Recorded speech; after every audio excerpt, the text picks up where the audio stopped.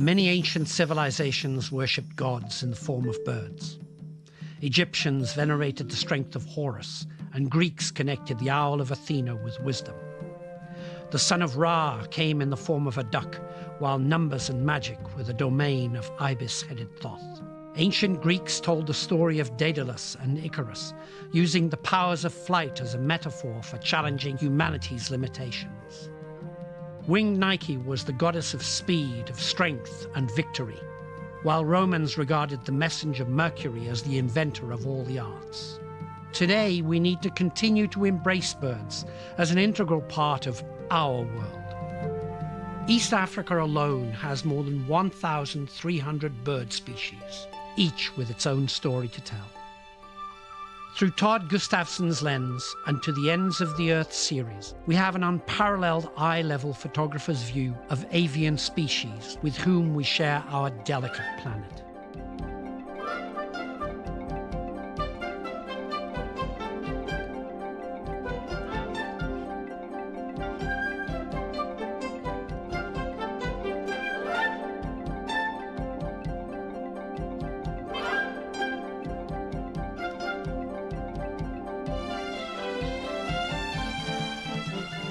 We have so much in common and share so many of life's imperatives with birds. We all compete for mates and food. We raise families and provide for them.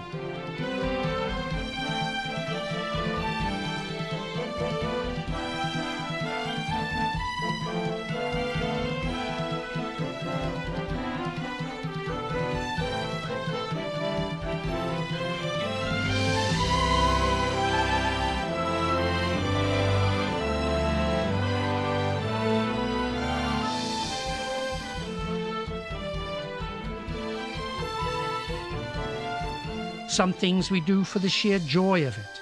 Raptors, waders, waterbirds, and bushbirds all have a part in this story.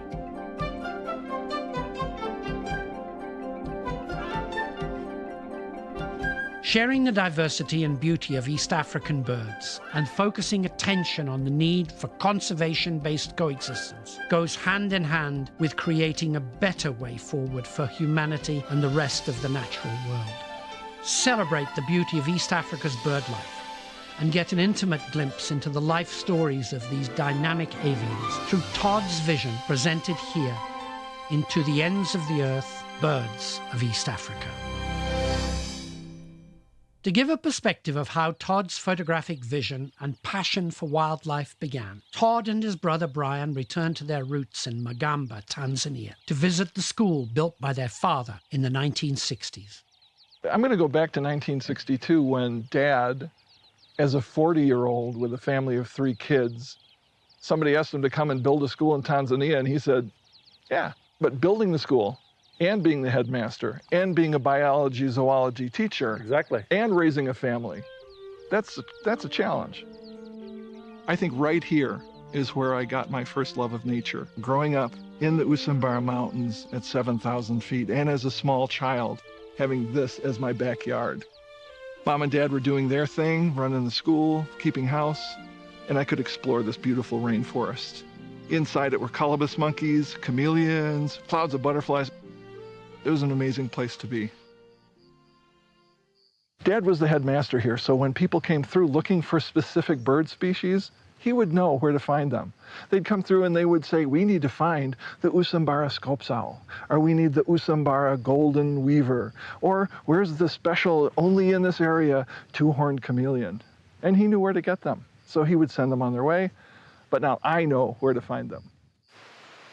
How does a successful wildlife photographer make the choices of which species to shoot, which subjects to stop for, and which to pass by? That is experiential. I mean, I do have a lot of birds in my mind. Some people may be calling me a bird brain, but I think I'm good with about 800 species here that I can just say, that's this is that. And hey, we ignore that because we've seen a gazillion, or we could expect to see them in a better situation. So when I see a pearl-spotted owlet, I know that we better stop. It's uncommon. It's beautiful. It has golden eyes, And in the back of its head, it has false eyes. It's just an interesting bird, as are many of them. So I know which ones I want to go for and which ones to kind of pass on. Each park is going to have its specialties. When you're looking at a park like Samburu in Kenya, you know you're going to have red-billed, yellow-billed, gray hornbills. You're going to find those, and you're going to know their habits and their habitats. And you can drive by 50 of them because they're rooting around on the ground or they're buried in the trees. But I know in the afternoon they're going to pop up, some of them on a dead branch, and look around and maybe call a little bit. So that's when I start looking for hornbills. Not, oh, there's a hornbill, let's photograph them. There's a situation where the hornbill is beautifully photographable, and that's what I'll do there. Lake Minyara has groundwater forest. All the water coming off the escarpment makes this beautiful rainforest-like habitat. And so you got gray hornbills, crowned hornbills, ground hornbills, silver-cheeked hornbills, which are just spectacular. They like to be high in the trees. So if I see them high in the trees, I can say, there's a silver-cheeked hornbill, and drive on. If there's one down low, stop the vehicle and stop it like 10 feet ago so that we can approach it softly, quietly, and get in its zones and see if we can catch it doing some behaviors that we like. Todd has developed techniques in his photographic approach that allow him to build on an intriguing, dynamic portfolio. I always ask my drivers what their favorite subject is, and you'll get an idea of then how they look for subjects. I happen to like, I could consider myself an omnivore. I'm not just an animal photographer. It's not that only birds are what I like to photograph. If it's a beautiful subject, I'll go for it. Reptiles, mammals, scenery, flowers, plants, insects. I really like to photograph all of them well, and I use a similar style when I'm doing those different subjects. And I love birds, man. My brother and I have had this conversation many times. People go on safari. They want to see an elephant. They want to see a giraffe. They want to see lions. And some of them ignore the 1,300, depending on who's counting, species of birds that are here in Tanzania and Kenya. 1,300 species. And with that many phenomenal and interesting and infinite situations to photograph with birds, I mean, I'm ready anytime to do that. I like birds. The soda lakes of the Great Rift Valley support myriad bird species. Among them are the strikingly beautiful flamingos of the Great Rift Valley lakes. Flamingos are an iconic global species that include East Africa's greater and lesser flamingos. When they gather in numbers, their behaviors are riveting, from flight, group mating dances, to rhythmic feeding, with the best photographic angle being at eye level. We begin our journey at Lake Natron, home to millions of greater and lesser flamingos. Flamingo populations are dependent on water levels, chemistry, and food supply.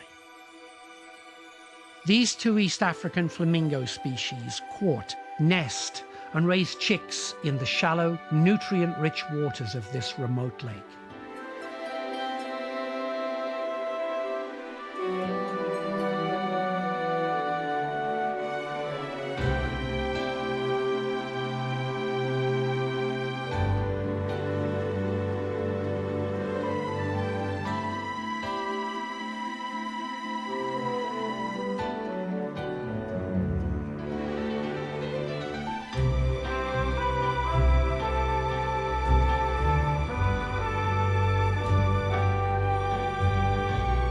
The pink and reddish colors of a flamingo's feathers come from eating pigments found in algae and invertebrates. Dense concentrations of birds tend to gather at hot springs where algae and invertebrates proliferate. Flamingos' beaks have evolved and adapted to what they eat. Lesser flamingos have what is called a deep-keeled bill. They mostly eat algae. Greater flamingos have a shallow-keeled bill, which allow them to eat insects, invertebrates, and small fish. Watch them feed. They stir up the bottom of the lake with their feet and dip their beaks into the mud and water to catch their meal.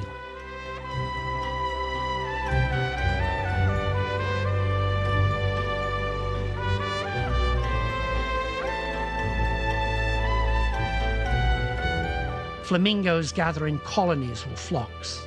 The colony protects each other from predators and keeps the young safe. A group of flamingos will mate at the same time, so that all of the chicks will hatch at the same time. The courtship dances are dramatic. They can start with a few bachelors and can grow to hundreds of birds, showing off as they march in step.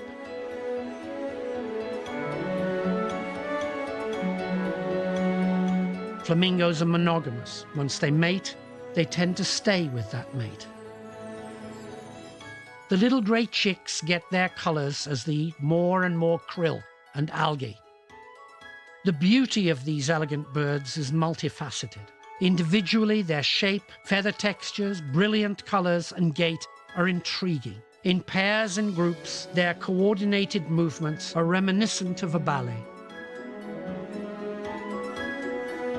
Flamingos in flight are equally dramatic. Singly and in groups, the legs, neck, and wing patterns are simply riveting. All of these factors go into the making of beautiful flamingo photographs. What can make a great scene explode with colour and texture is when a jackal stalks the flock, looking for a meal. Even more dramatic is a predatory dive from a raptor. In the Ngorongoro crater, the flamingo-filled lake is simply beautiful until a marsh harrier dives and the scene is turned into a whirling mass of pink wings.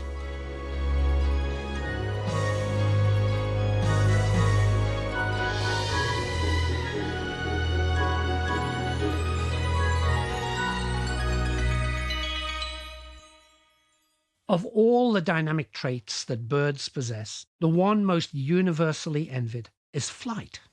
Each species has a distinctive flight style, from gliding to swooping to hovering and everything in between.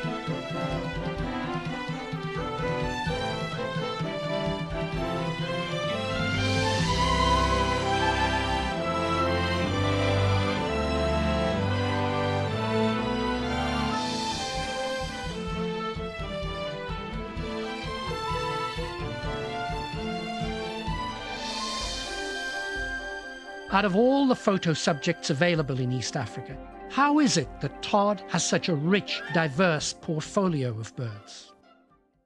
Birds are flitty, and what's difficult is when I was hiking last week along a stream, and there's an uncommon bird and tough to photograph. It's the African black duck.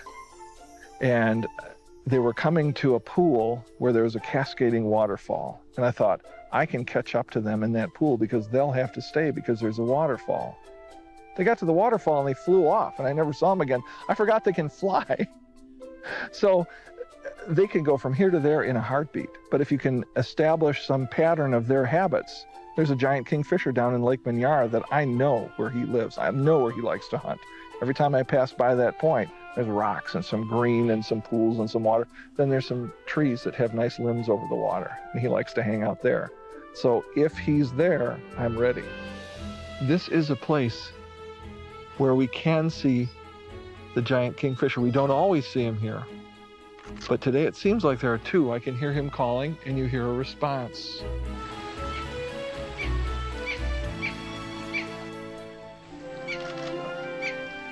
That was a nice turn of the head there. So at this point, we've positioned ourselves so that we're looking at the background. With the bird in it, he's in a bad angle and a position, but if he reshifts, we'll have a great background and a great subject. That is it. Oh, come on, right here, right here. He's on a new perch, single branch, and there's nothing behind him. Yeah.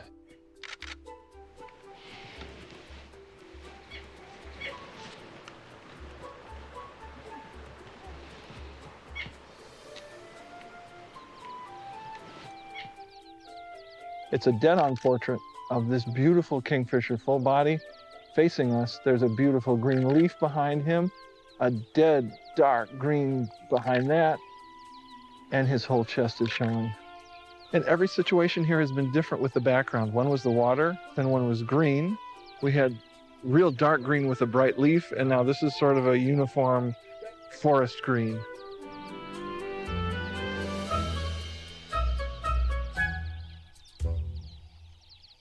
That's a fat cat.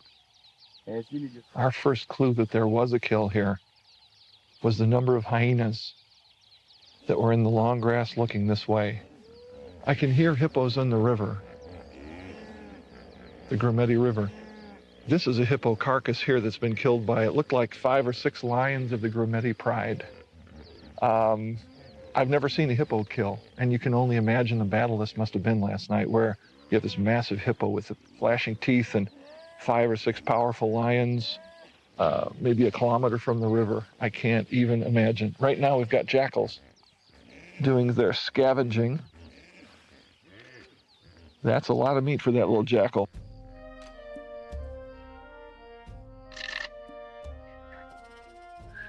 Yeah, with this hippo kill, there are 8,000 things happening at once. We've got all the vultures are coming in. We've got the Griffin's vulture, we've got hooded vultures, we've got white-backed vultures. There's the hyenas. We've got the jackals. Flight photography is tremendous. Another aspect to a kill is the final scavenger group, the vultures. And when they fly in, it can be spectacular flight photography. Oh, you hear the hissing when those white-backed vultures come in. And the hyenas coming in. Hyenas too, this is going to be a feast.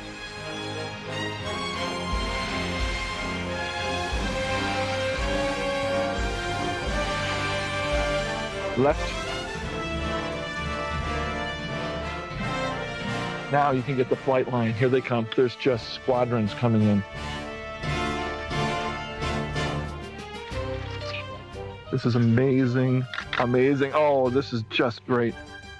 With the wind angle, with the light, it's a great coordination for our photography.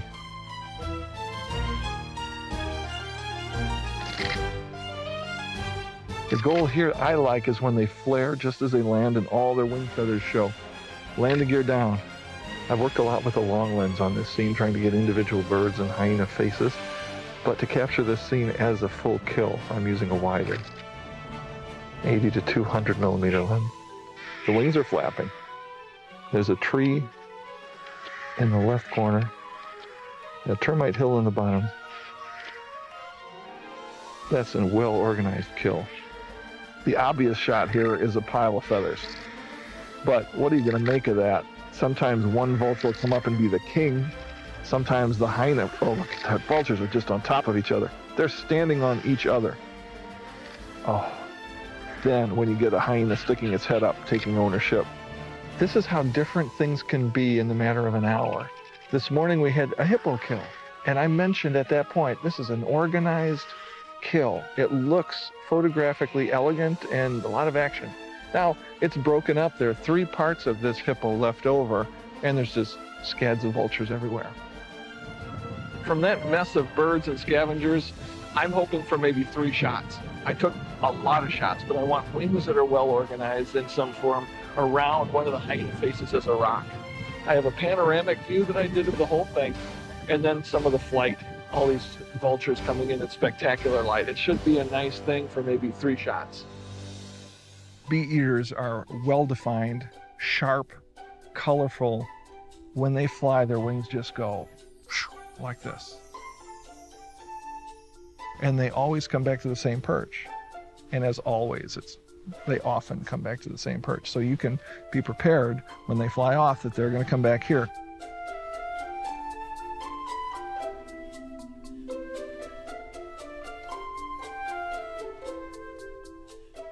They're searching for the bees, so you can get lots of different head positions. It's not like a bird in a tree that's sort of, asleep or roosting or just preening all the time. They're active, they're cute, they're colorful.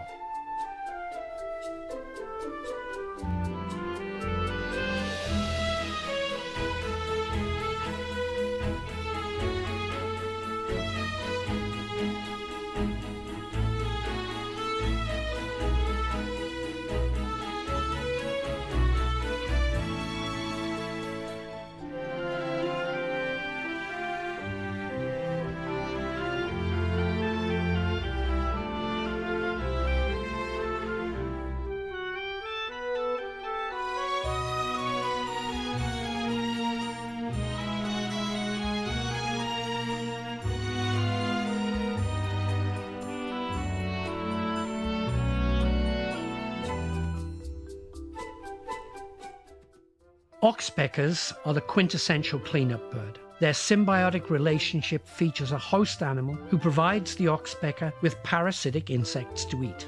In return, the animal gets a nice cleaning, keeping the oxpeckers fed and the animals healthy. Groups of oxpeckers descend on a hippopod for their self-appointed rounds. When the work is done, they leave as quickly as they came, looking for a new herd to clean.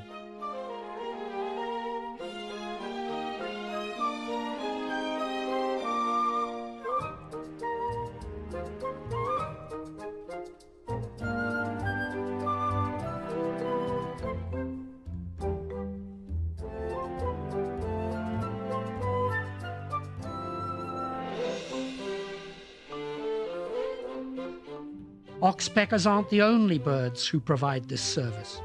Certain shorebirds and waders get in on the action.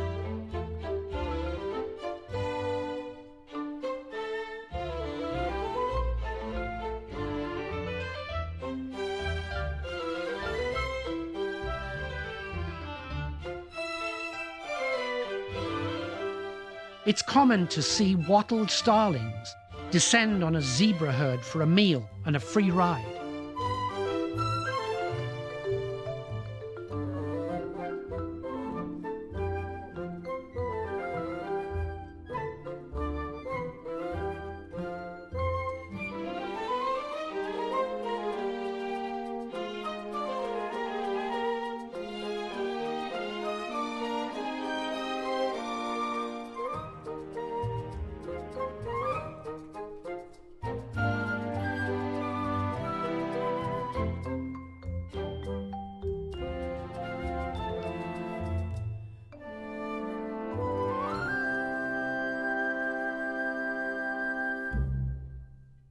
Competition can be for nesting materials, food, a roosting spot, or a mate.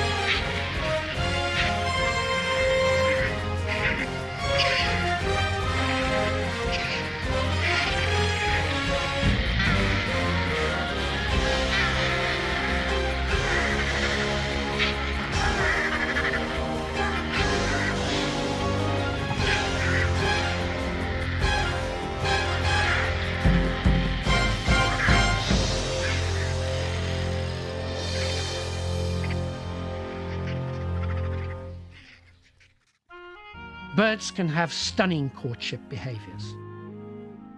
African crowned cranes perform a nuptial dance to attract a mate who they stay with for life. In pairs and large groups, they call to strengthen their bond and stay in contact with each other.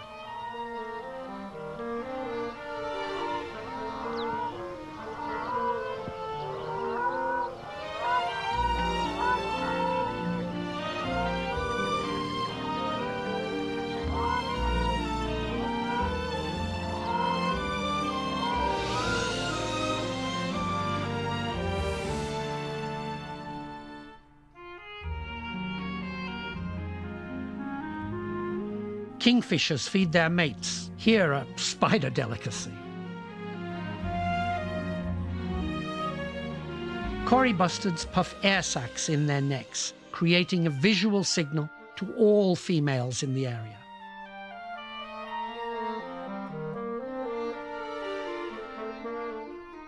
They use the air sacs to emit a low-frequency mating call that can be heard for miles.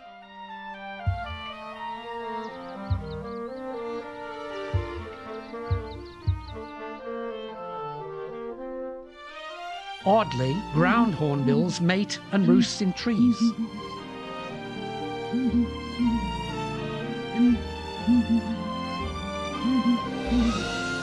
While flightless ostrich mate on the ground.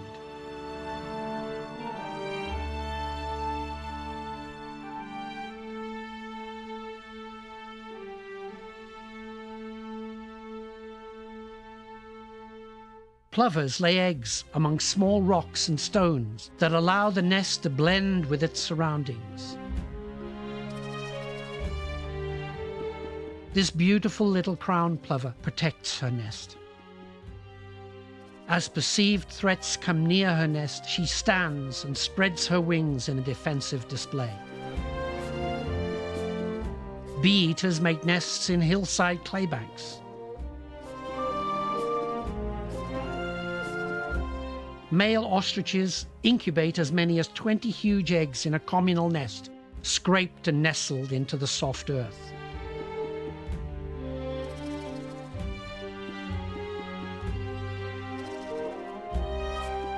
Secretary birds build nests together.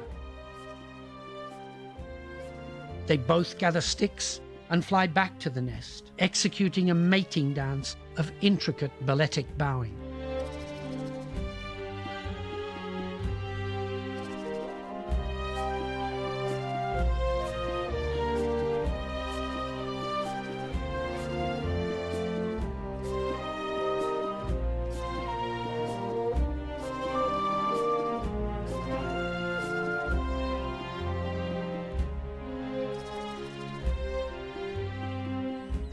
Northern masked weavers build their nests in raucous colonies following the short rains. Males select a branch and build a nest.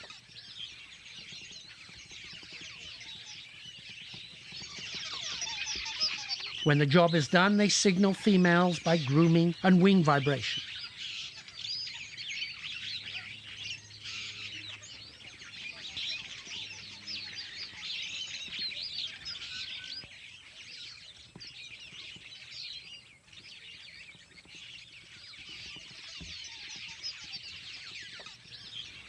Females fly into the new nests.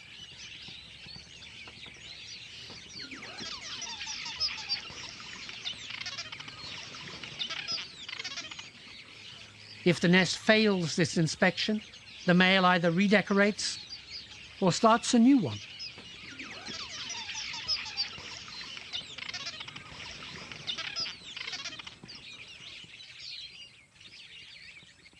Perhaps the most amazing nest is built by the Hammerkop, named with the Afrikaans word describing the shape of its head.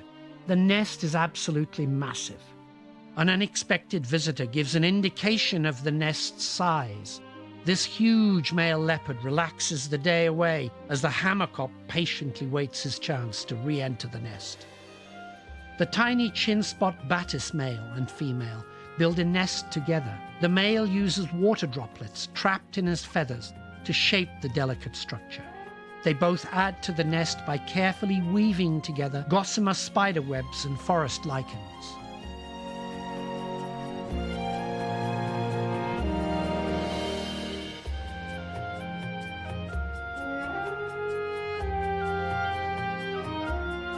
What is it that could possibly make the impressive Hammerkop's nest, the intricate weaver bird's nest, or your house, or my house, more important to us than the tiny, carefully constructed bowl of gossamer and lichens are to the chin spot batis?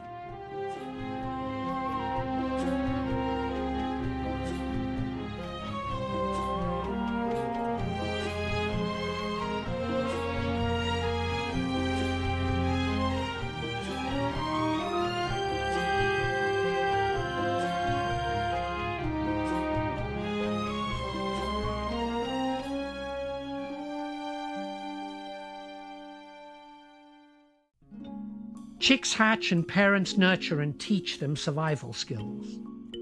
Egyptian geese stay in tight formation as they swim and feed.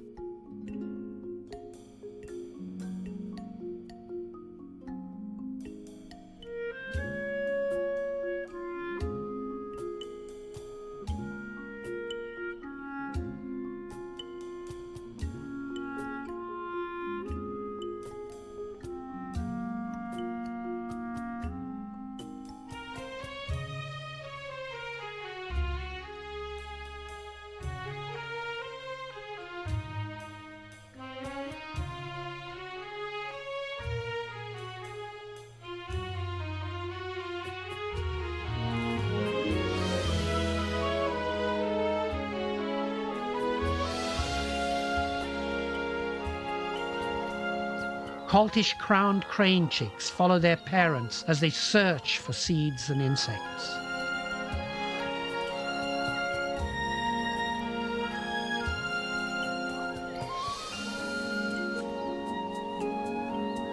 The chick feeds on plants near the ground as the adult browses at head height.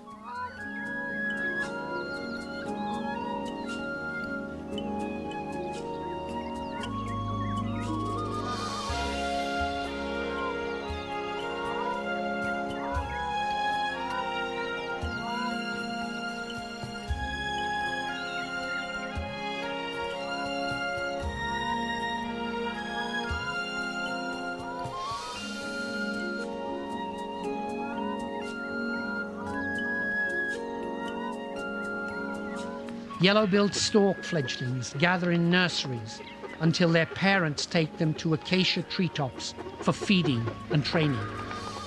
They feed on the soft, new acacia leaves and at the same time strengthen their wings as they struggle for balance.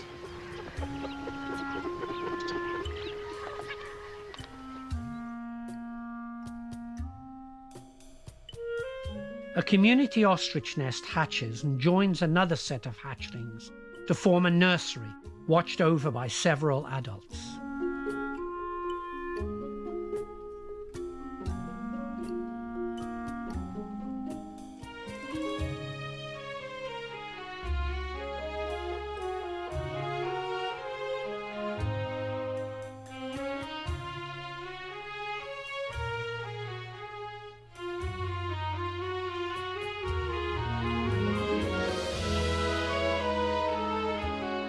Chicks grow to adults who understand how to hunt, eat, and provide for themselves and their families.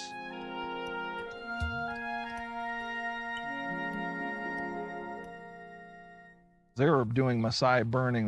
They were burning all the grass. And the bee eaters were staying right ahead of the fire because all the insects are staying ahead of the fire as well. There were thousands of bee eaters, and there were thousands of lilac-breasted rollers. And you can chase lilac-breasted rollers around and try and photograph them, or you can find one on the perch that you like. In this case, we went to the edge of the fire, and there were 1,000 lilac-breasted rollers. They were diving and, just swirling through the smoke and grabbing these grasshoppers and little creepy crawly things, and then they'd pop up on a branch and then pound them and then eat them. All we had to do was find the good perches. The birds came to us, and it was really quite spectacular.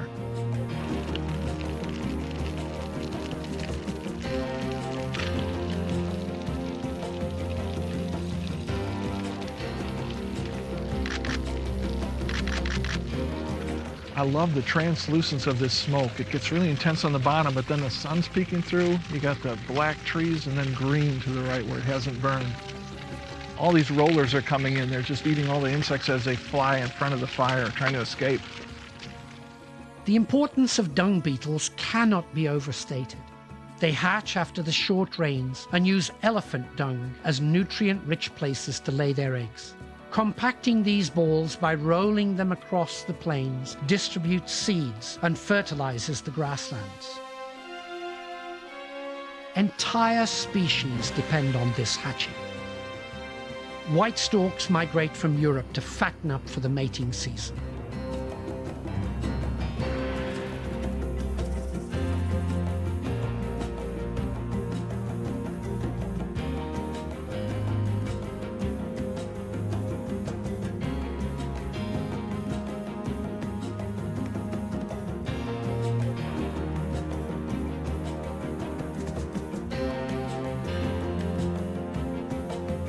Lilac-breasted rollers, Eurasian rollers, and Cory Bustards all thrive during this season.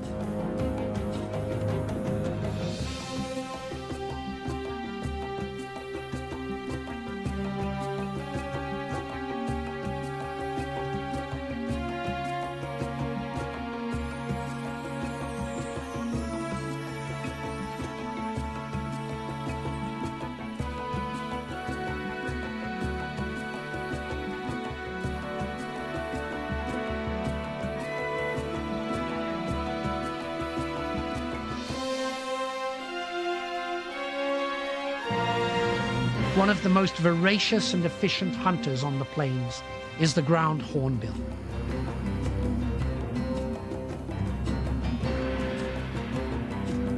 Families hunt in groups and will eat dung beetles, frogs, mice, crabs, or anything else that comes along.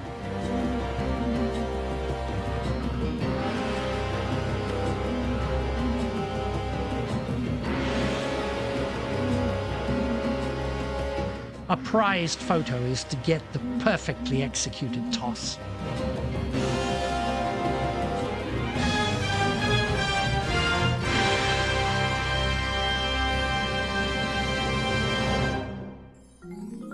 Waterbirds and waders spend their time in shallow waters, probing, prodding, and filtering for aquatic plants and insects.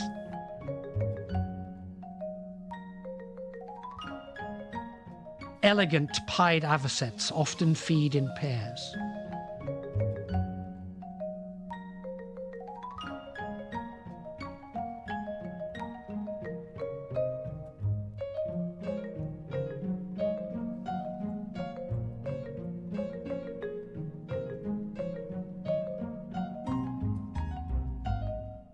Shovelers filter water through their wide bills.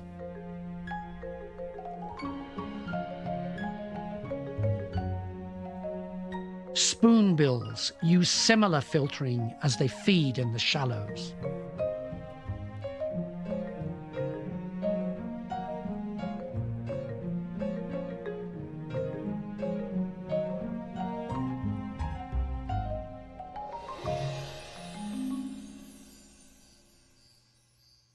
Pelicans patrol the waters using their unique pouched bills to scoop up fish.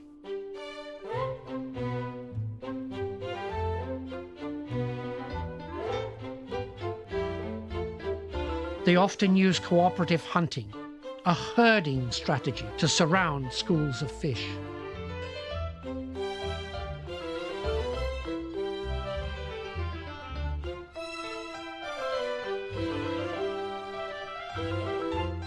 Egrets, herons, and these yellow-billed storks patrol reed-fringed shallows and Nile cabbage-choked lagoons for fish, insects, and frogs.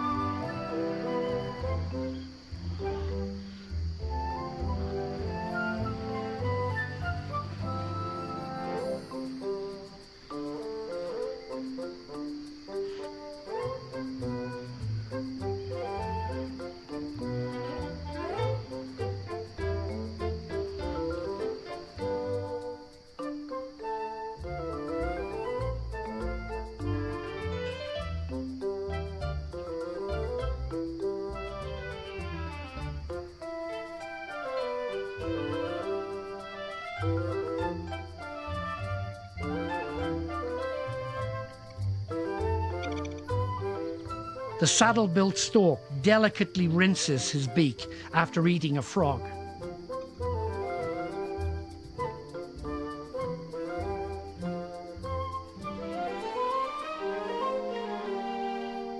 Another interesting shot is one of a yellow-billed stork drinking.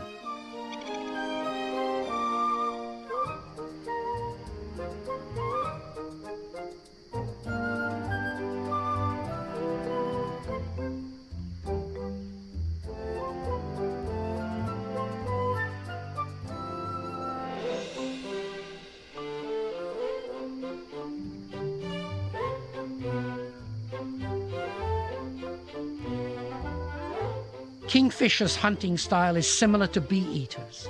They have a favorite perch. Sight the prey, fly off, and return to the same perch with their prize.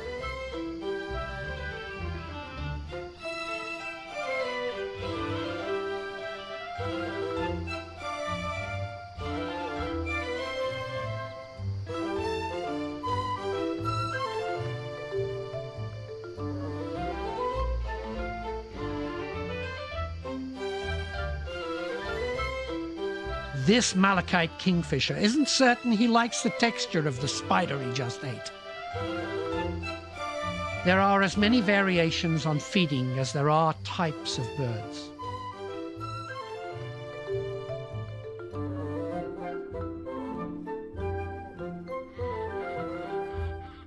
Seed and fruit eaters browse areas where the food is ripe.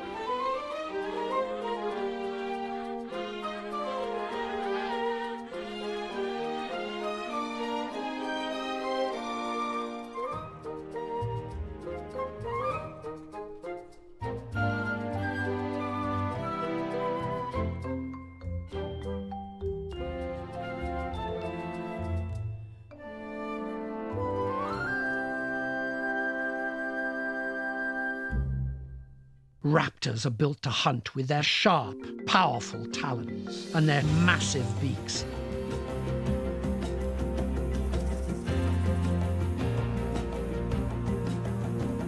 Owls hunt mice, voles, and other small mammals, keeping their populations in check.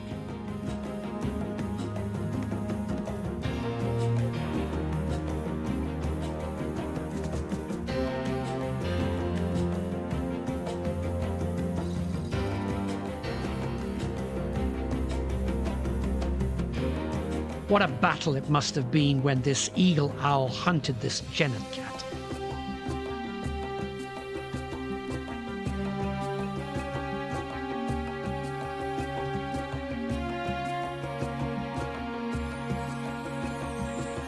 Secretary birds patrol the grasslands in constant search of snakes, rodents, and insects.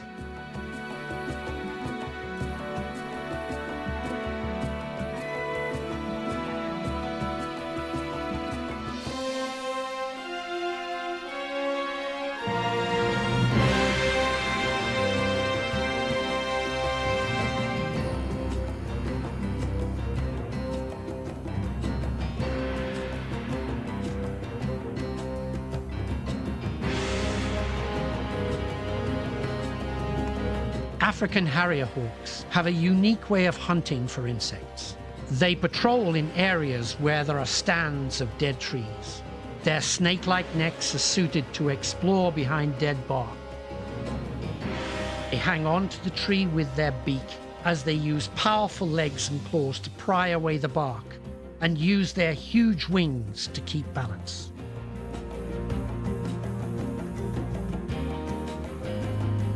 Tawny eagles and steppe eagles look similar, but the larger steppe eagle weighs in at just under 11 pounds. Here, a steppe eagle uses its powerful beak and neck to rearrange an entire wildebeest kill.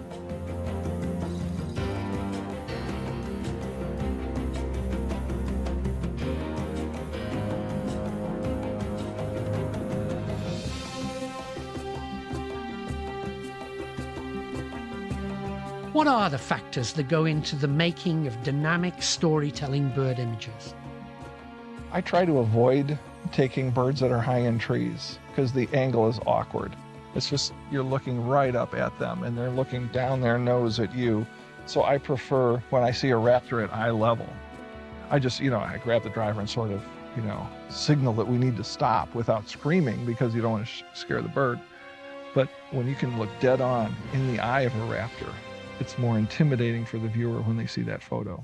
East Africa is a land of superlatives. Here lives the largest of all birds, the ostrich, the smallest raptor, the pygmy falcon, Africa's heaviest raptor with the largest wingspan, the Marshall eagle, the aptly named Goliath heron, the tallest of all wading birds, and the greatest diversity of vulture species, including Ruppel's griffon vulture, lappet-faced vulture, the uncommon Egyptian vulture, hooded vulture, white-backed vulture, palm nut vulture, and the multicolored white-headed vulture. People say the lilac-breasted roller is the most beautiful bird. So, statistically, there must be a most beautiful roller, whether it's breeding plumage, just after a rain, the perch, or the quality of light. So in the world of infinite improbabilities, there has to be a least attractive lilac-breasted roller. Here is our chance to have a bird's eye view and the opportunity to enjoy some of the birds of East Africa's most dynamic behaviors.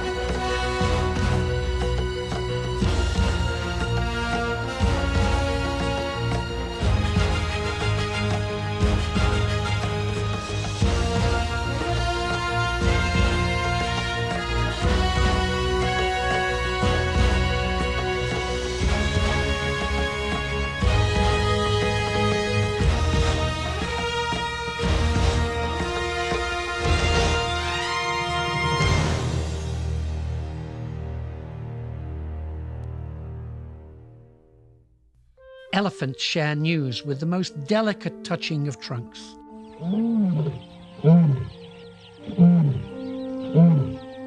A lioness calls for her cubs.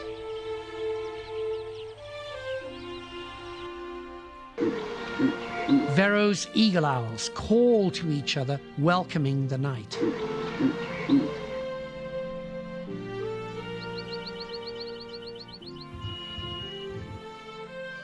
A rose-breasted longclaw and capped larks sing to welcome in the new day.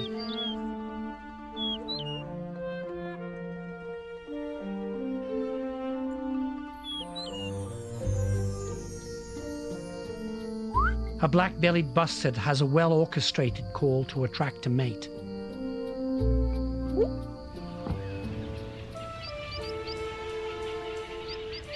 the diminutive three-banded plover calls to its mate. There's no doubt why it's called the Hadada ibis.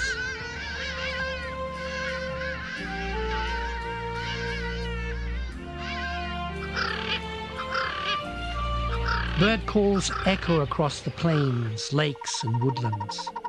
Burfowl call in the evening for the same reason there is a dawn chorus at sunrise. What is the importance of communication to the survival of the family, the pack, or the flock that has allowed them to survive for millennia? How vital is it for us to relearn those communication skills and to have the human species reconnect with the natural world for the survival of all? And think how these wild creatures have so much in common with each other and with us. Through Todd's lens, we see a vanishing natural world. We can see a world we have the power to protect. If we, of all creatures, can best understand consequences and plan far ahead, then let us do so. I choose to use my photography to stand with nature, our delicate planet, and the wildlife that are shown in this documentary. To the ends of the earth is sharing the earth's beauty to illustrate exactly what is at stake. Imagine a world without elephants, lions, giraffes, and those are just the obvious animals at risk. Collectively, these images explore different aspects of the animal's behavior, a visual commentary on what it means to be born free into the last wild places.